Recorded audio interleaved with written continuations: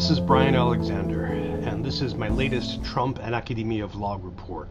If you're new to this series, these videos are where I summarize what the Trump administration has been doing to higher education and how colleges and universities have responded. Here are the latest developments since the last video as of today, May 14, 2025. I've organized items into two categories today: federal level and academic responses. There'll be copious links in the show notes below, including a link to the playlist for all episodes in this series. Let's begin at the federal level. President Trump fired Carla Hayden, the Librarian of Congress, without giving a reason. His press secretary did offer a rationale. Quote, Carolyn Leavitt told reporters Friday that Hayden, the first black person and the first woman to lead the Library of Congress, did not fit the needs of the American people. There were quite concerning things she had done at the Library of Congress in pursuit of DEI and putting inappropriate books in the library for children, unquote. Hayden's replacement appeared quickly, according to the Associated Press. Quote, Deputy Attorney General Todd Blanche, who represented Donald Trump during his 2024 criminal trial, has been appointed acting Librarian of Congress, unquote. In response, several Democratic representatives asked the Library of Congress's Inspector General to investigate Hayden's firing. The Senate's Majority Leader, John Thune, questioned the legality and procedure of the firings. Professor Alondra Nelson resigned from the Library of Congress Scholars Council in response. Trump also fired Shyra, the Register of Copyrights and Director of the Copyright Office. The office had just released a report on AI and copyright, suggesting either the report was the reason for the termination or they published the report in order to get it out before an impending termination. Shortly after the firing, there was an incident. According to Wired magazine, quote, two men who tried to enter the Copyright Office showed security at the building a document stating they had been appointed by the White House to new roles within the office. The source identified the men as Brian Neves, who claimed he was the new deputy librarian, and Paul Perkins, who said he was the new acting director of the Copyright Office, as well as acting registrar. It is unclear whether the men accurately identified themselves. Sources told Wired that Capitol Police prevented the men from entering the Copyright Office, but a spokesperson for the law enforcement agency denied that officers escorted anybody out or denied them entry, unquote. Soon after, a group of individuals and organizations, organized by the ebook study group, publicly protested the firing. They include the Authors Alliance, the Boston Public Library, Creative Commons, Public Knowledge, and others. On a related theme, a federal judge temporarily blocked the administration's effort to close the Institute of Museum and Library Services, or IMLS. In another part of the government, farmers sued the Agriculture Department to get it to restore climate change data to its website. A federal judge found for the farmers. Turning to the topic of international student visa revocations and deportations, it's unclear what's happening now. Some students remain detained. Others have been deported or self-deported, while still others saw their visas revoked, then restored. We noted last week that ICE sought expanded powers. Several days ago, the State Department announced it was reviewing visas of online students protesting for Palestinians. There were also developments involving individual detainees. A federal judge in Vermont ordered Ramesa Ozturk to be released from custody.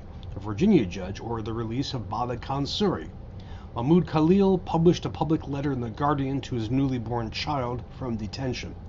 Detained University of Alabama PhD student Alireza Daroudi decided to self-deport back to Iran. The New York Times published a statement by Russian scientist Ksenia Petrova, who worked at Harvard until ICE detained her. Petrova introduces her research and also describes her situation as follows, quote, after her visa was revoked, she was sent to a detention center in Louisiana where I, Petrova, has spent the past 3 months with roughly 100 other women. We share one room with dormitory-style beds. I'm used to spending up to 12 hours a day in the lab, talking with colleagues about tricky scientific questions and fine-tuning the algorithms. At the detention center, there is no access to computers, and 6 phones are shared among all of us. The calls cost $5 for 15 minutes, at which point they cut off. It's constantly noisy and cold. Fortunately, my beautiful colleagues have mailed me academic articles and books. I'm reading a wonderful one now about biochemistry called Transformer that I recommend to everyone, unquote. She describes what she is hearing from other scientists to the extent that she can. Quote, my colleagues, many of whom are, like me, foreign scientists, are terrified of being detained or having their visa status revoked, unquote. A note about how the article came to be. from the New York Times colophon, she told her story through a Times opinion editor, Alex Ellerbeck, over multiple calls from an ICE detention center.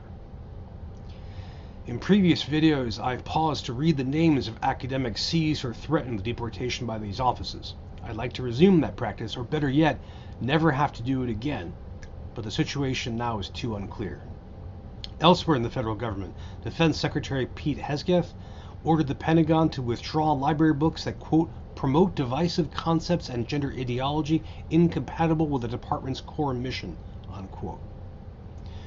Turning to reactions to Trump's actions, there is a lot of academic silence in response to the Trump administration's activities, as well as silence from academically adjacent people and enterprises. But there is also protest, resistance, and some action. There have been budget and staffing cuts. Columbia University is terminating more than 170 staff, potentially some faculty members.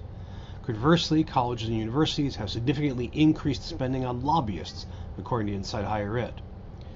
An Associated Press, NORC, Northwestern University Center for Public Affairs Research survey found more than half of Americans, or 56%, disapprove of, quote, the way Donald Trump is handling issues related to colleges and universities, while 42% approve.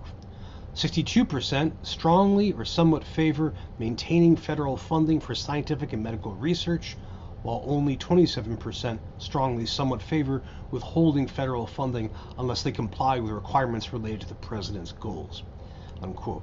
A similar proportion supported removing their tax-exempt status. Meanwhile, the struggle between Harvard University and the Trump administration continued.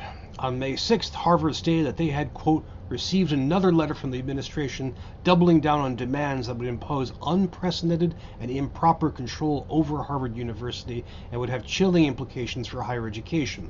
Today's letter makes new threats to illegally withhold funding for life-saving research and innovation in retaliation against Harvard for filing its lawsuit on April 21st, unquote. The Trump administration cut another $450 million in federal grants to the university. Wall Street Journal reporter Doug Belkin noted one detail, quote, the letter singled out the Harvard Law Review for alleged race discrimination when evaluating articles for inclusion in its journal, unquote. Further, the Federal Equal Employment Opportunity Commission started investigating Harvard's hiring practices, alleging violations of Title VII, which prohibits discrimination in employment. Some of the wealthiest foundations which contribute to academia are exploring ways to protect themselves should the Trump administration revoke their tax-exempt status. They include, among others, the Ford Foundation, the Gates Foundation, the Charles Koch Foundation, and the John D. and Catherine T. MacArthur Foundation. Some international responses have occurred. Ireland's Minister for Further and Higher Education, Research, Innovation and Science is asking that nation's government to work to attract American researchers. Minister James Lawless observed of American higher education under Trump's pressure that, quote, it has become a cold place for free thinkers and talented researchers. We all know how that will grind advanced research to a halt, and that is nothing in the face of the human suffering of targeted student arrests and deportations. Reports of library culls bring to mind book burnings of old, unquote. Lawless's plan would involve, according to The Guardian, quote, deploying roving academic talent scouts who will offer potential recruits attractive packages, with the Irish government contributing up to half of the salaries offered by Ireland's third-level institutions. The talent hunt would reportedly prioritize experts in renewable energy, food security, digital technology, artificial intelligence, semiconductors, and healthcare, unquote. To summarize, the Trump administration is continuing to go after higher education through multiple government offices and in many ways, from funding cuts to deportations and interfering in university autonomy. Academics are feeling impacts across the nation and elsewhere in the world. Deportations of students persist. I can't believe I have to say some students are in federal custody while others are hiding from authorities, but that is where we are in May 2025. Members of the American academic community are starting to react in public, from issuing statements and holding demonstrations to taking legal action. I hope this video summary has been of use to you. Please share your thoughts, additions, and other reactions in the comment box below. If you don't feel you can comment publicly, please reach out to me directly through the contact link at the end of today's show notes. Given the pace of events, I'll try and post these events every few days. This is a rough, dark time for those of us in higher education. I hope we can help each other out and fight. Please take care, everyone.